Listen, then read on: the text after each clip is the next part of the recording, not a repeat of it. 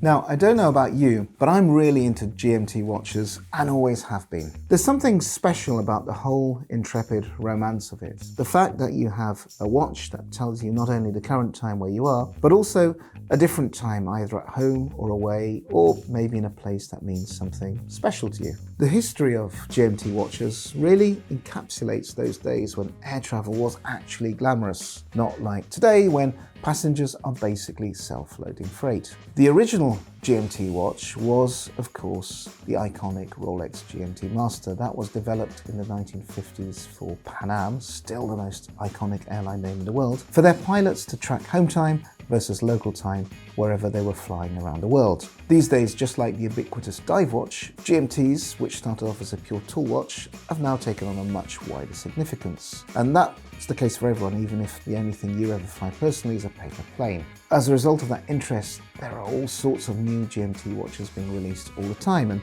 I've put together a few of my favourites. Some are brand new, while others have been around for a while, but for me, all of these watches really sum up what the GMT concept is all about. Let's start off with the Nomadic Fior 555. Nomadic is a company I've got a lot of time for, and I was recently lucky enough to go over to their hometown of Belfast to see this very GMT watch being launched. What I like about it and the company is what a genuine story it tells. Their chief watchmaker, who's a lovely man called Michael Rowan, has a son who lives in Melbourne, Australia, and without knowing it, they both became the stars of the promotional video for this watch that accompanies this release. That's well worth a watch because it neatly illustrates how father and son feel closer to each other and their heritage through the watches that they wear. Fior means truth or true in Gaelic, and it's really all about being true to your values and yourself. Having now got the chance to wear it, it's great, particularly in the Crimson Dawn red colour, which is my favourite to look at. The design is just really coherent as it contains a number of distinct visual cues. For example, the yellow GMT hand, which recalls the massive shipbuilding cranes over Belfast, yet it doesn't try to reinvent the wheel either. In conclusion, this is a very classic GMT,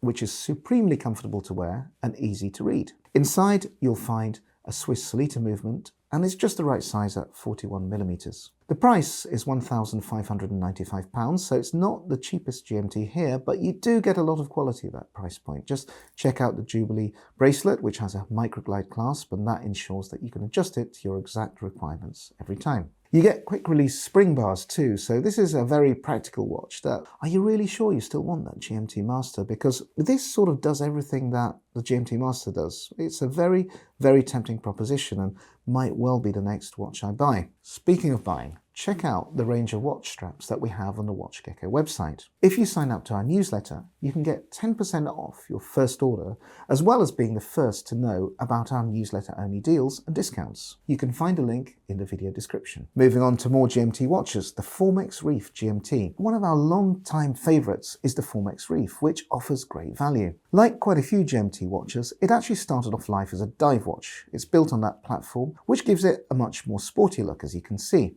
But that doesn't undermine its genuine tool watch credentials. You've got a 48-click bezel, which, in conjunction with a 24-hour timescale, allows you to track potentially 3 different time zones, if you're so inclined. The thing is with the Reef as well is that it's designed to be almost infinitely customizable, so you can change the look completely by swapping bezels around, and by the time you've changed a few straps around as well, it's like you've almost got, 6 different watches in one here. This watch is definitely the choice for people who like to change around the look. It's fractionally bigger than the Nomadic we just looked at, coming in at 42mm rather than 41. But really the spec is generally quite similar. You've got the Solita movement as well as 300 meters of water resistance, and also a quite similar degree of adjustability in the bracelet as well. This is a good value proposition, but of course when you start adding in those accessories, the extra straps and bracelets and so on, it can soon mount up. However, if you're looking for a GMT watch with that quite aggressive, techie, modern vibe, then this is definitely one for you. I've been wearing this watch for a little while, and in that time it's really grown on me. I love it for its distinct personality, and you can have a wide choice of colours too. Speaking of watches I love, the Squale Sub 39. Now I've said a lot about Squale in the past because I'm a big fan,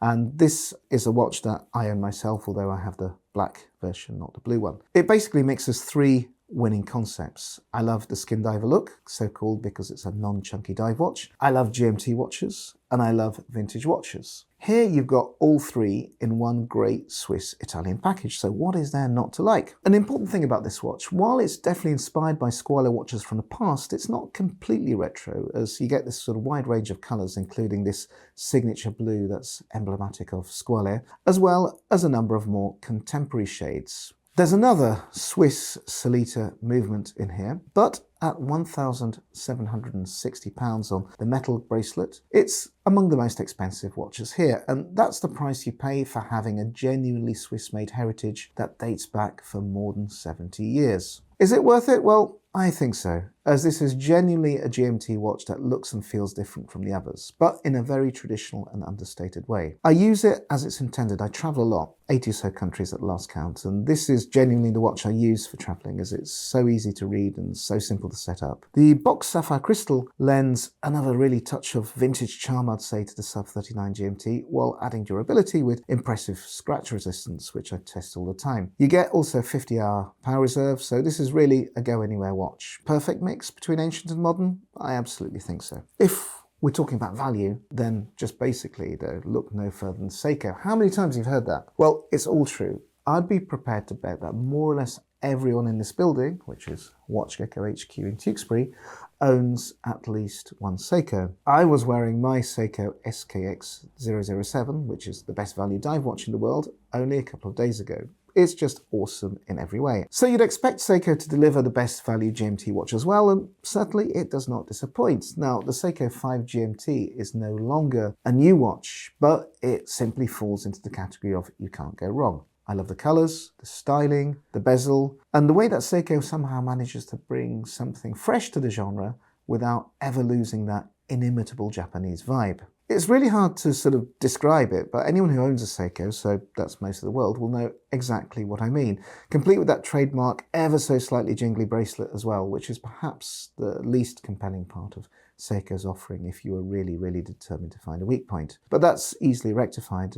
I have my SKX 007 on a sailcloth strap, which looks great. And my favourite Seiko GMT of the current lineup comes on a calfskin strap anyway. That lineup, there are 3 GMT watches in the current Seiko range. It's the SSK 033, SSK 035 and SSK 036. No, I'm not sure what happened to the SSK 034 either. Prices start at just $400 for the watch I was talking about, which is the 036 on a calfskin. And for that, you get an automatic movement with manual winding, a hardlex crystal, and dazzling Lumibrite. It looks really good.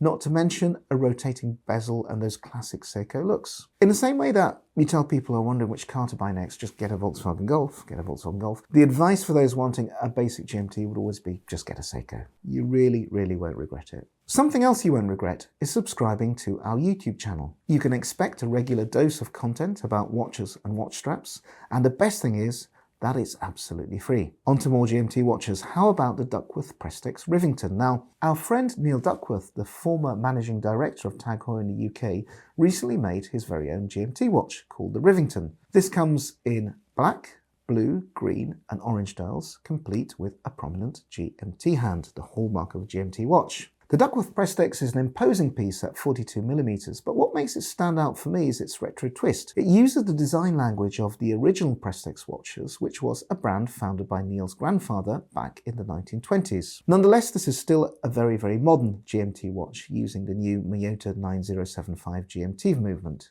What really also makes this watch stand out is a distinctive waffle pattern on the dial, which I can't remember seeing on any other GMT. The Duckworth Prestex is quite a different proposition from the other watches here, being from a British micro brand, or to be more accurate, a revival brand. And maybe you could compare it most closely to the Nomadic, but Neil is someone who we know well. He doesn't do things by halves. If you want a British GMT, this is definitely worth a look. On the subject of British GMT watches, take a look at the Marloe GMT as well. Now that comes in night and day declinations. It's a 42mm watch, also with a Miyota inside, and there's often some very, very good deals to be had. I personally prefer the baby blue day version to the darker night one, but both are great and both are absolute bargain GMT watches, well worth considering. On the other end of the scale, we have the Tudor GMT Opaline, which is less of a bargain. The good news is it's absolutely stunning with its opaline dial and bright red GMT hand, along with the classic bicolour GMT bezel, which denotes the hours of darkness and sunlight. As you'd expect from a Tudor, the fit and finish is just exceptional. The diameter is just the industry standard 41mm, and you have a bidirectional bezel with 48 notches. You've got also the standard GMT 24-hour graduated markers, and the whole thing just looks the part completely. I particularly love it on this white nylon straps. It just seems so different to anything else. The bad news is that you pay for this privilege, somewhat north of 3,500, and then keep going. For that though, you get a technical specification that's superior to anything else we have here, as you'd expect. Not to mention the in-house automatic movement, which was developed in 2018, and that gives you an outstanding 70 hours of power reserve. There's also exceptional accuracy thanks to its Swiss COSC certification. So, which one of these watches would you choose? Well, with no constraints on budget, the Tudor gives you a genuine Rolex GMT Master rival. It's probably even better. Mid-range, I love the colours on the Squale, but if you're on a budget, you can never go wrong with a Seiko. Anyway, enough of that. What do you think? Let us know in the comments section below.